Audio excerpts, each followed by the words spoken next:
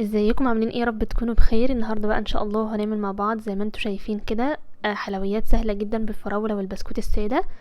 ولو اول مره تشوفوني، انا اسمي مروه. ما تنسيش بقى تعملي لي لايك واشتراك وكمان تفعلي زر الجرس عشان يوصلك كل وصفاتي واشعاراتي الجديده.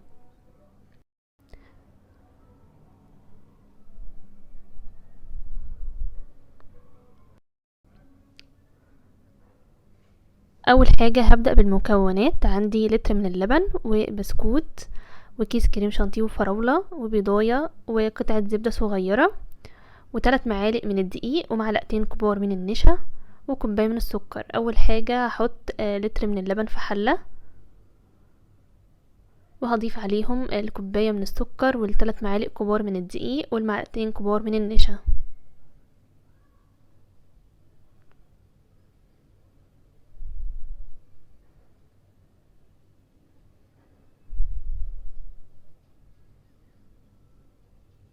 وهضيف البضاية وهضيف قطعة الزبدة. انا هنا يعتبر بعمل مهلبية او الكاسترد. طبعا ممكن تستغني عن الزبدة وممكن تضيفي كمان علبة قشطة. هقلبهم دلوقتي كده على البارد وبعد كده هبتدي ارفعهم على النار. هرفعها على النار بقى كده وهسيبها لحد ما تبتدي تغلي خالص، وهلاقي بقى كده القوام بقى تقيل معايا زي المهلبية بالظبط. اول لما يتقل معايا ويبتدي يغلي هبتدي اقفل عليه خالص واسيبه يبرد.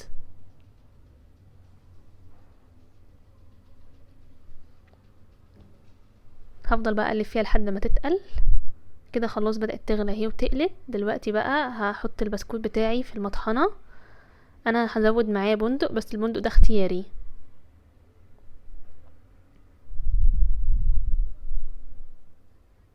هطحنه بقى كده كويس جدا، يعني اهم حاجة ان هو يبقى ناعم قوي.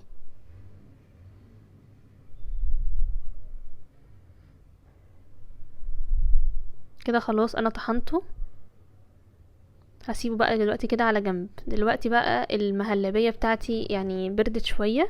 هحط بقى عليها الكيس كريم شانتيه والفانيليا. الفانيليا هنا طبعا لازم عشان البيضة اللي احنا حطيناها. وهضربها بقى كده ضربتين وبعد كده هسيبها على جنب. هغطيها بكيس بلاستيك علشان الوش بتاعها ما ينشفش، عشان لو سبتها في الهواء هتعمل طبقة ناشفة كده. فهغطيها بكيس بلاستيك وهسيبها برضو على جنب تبرد شوية.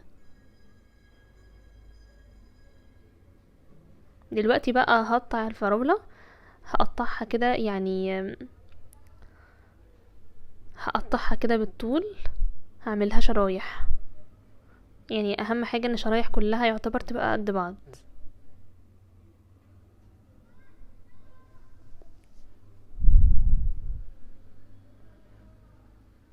هخلص بقى تقطيع الفراولة كلها وهسيب طبعا شوية للتزيين.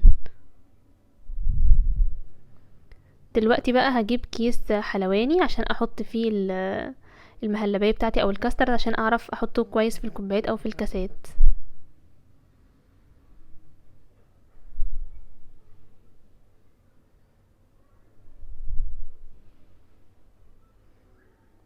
جربوها بجد تعجبكم جدا جدا جدا.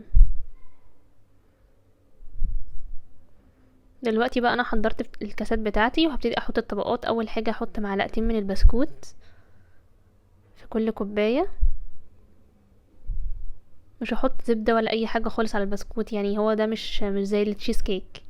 هحط بس البسكوت كده. بعد كده بقى هجيب شرايح الفراولة اللي احنا قطعناها وهحطها كده داير ما يدور حوالين الكاس بتاعي.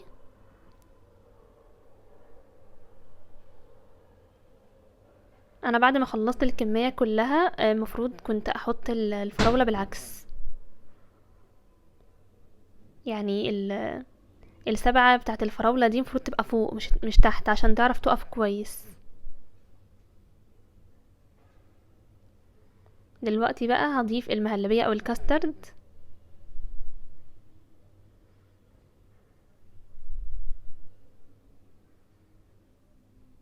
هضيف كده طبقة كويسة تغطي كده الفراولة كلها.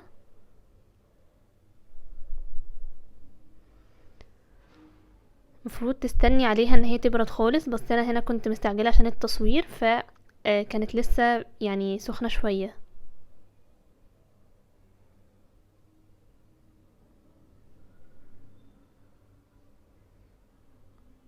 بعد كده دلوقتي هضيف طبقة كمان من البسكوت، طبقة أخيرة.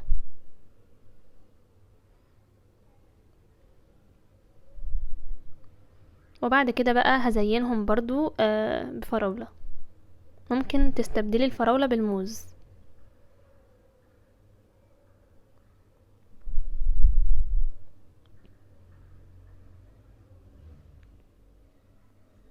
هعمل بقى الكاسات الكبيرة دي، بس الكاسات الكبيرة دي هتاخد مني طبقتين.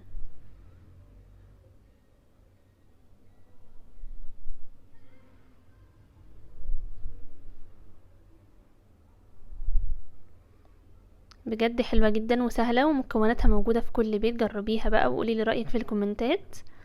وكمان بجد طعمها حلو جدا، ممكن تستبدلي الفراولة بالموز او بأي فاكهة عندك. بجد حلويات حلوة جدا سهلة من غير فرن. جربيها بقى وقولي لي رأيك في الكومنتات. ما تنسيش بقى كمان تعملي لي اشتراك في القناة وتفعلي زر الجرس عشان يوصلك كل وصفاتي واشعاراتي الجديدة. واستنيني في وصفة جديدة، ومع السلامة.